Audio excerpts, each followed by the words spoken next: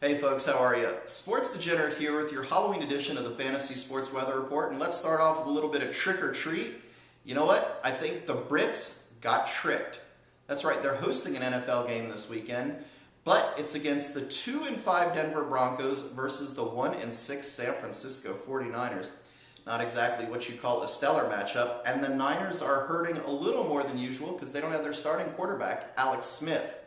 Now what does this mean for fantasy owners? Well, both Michael Crabtree and Vernon Davis have pretty good weather stats with the 46 degrees forecasted for kickoff at Wembley Stadium, but without a quarterback to throw to them, you might need to look for another option. Now, as far as Coach Mike Singletary goes, even if the 49ers end up being 1-7, I'm sure he still thinks they're headed to the playoffs. Mike, playoffs? Don't talk about playoffs.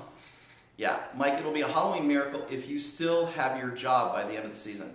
All right, let's talk about fantasy studs in the weather this weekend, and that would be Rashard Mendenhall. Actually, he's going to be out of the weather because he's going to be at the Superdome facing the fading Super Bowl champ New Orleans Saints. For some reason, Mendenhall, a cold weather guy on a cold weather team, plays great in the Dome. As a matter of fact, his stats go up 19 yards per carry, and his touchdown career per game is .35. It goes up to 1 touchdown per game in the Dome.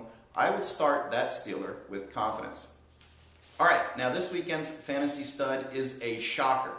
Personally, I don't have Aaron Rodgers on my team, but if I did, I'm not sure I'd have the courage to sit him. That having been said, Aaron Rodgers has terrible weather stats against the Mean Green Machine and the New York Jet defense in the Meadowlands this weekend.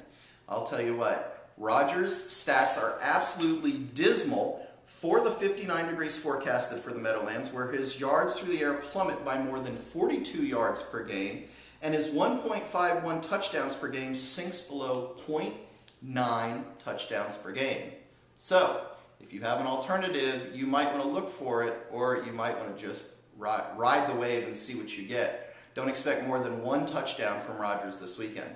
Well, thanks for joining us, and tune in next time, because you never know when I could be replaced by a delusional head coach that thinks his 1-7 team is headed for the playoffs.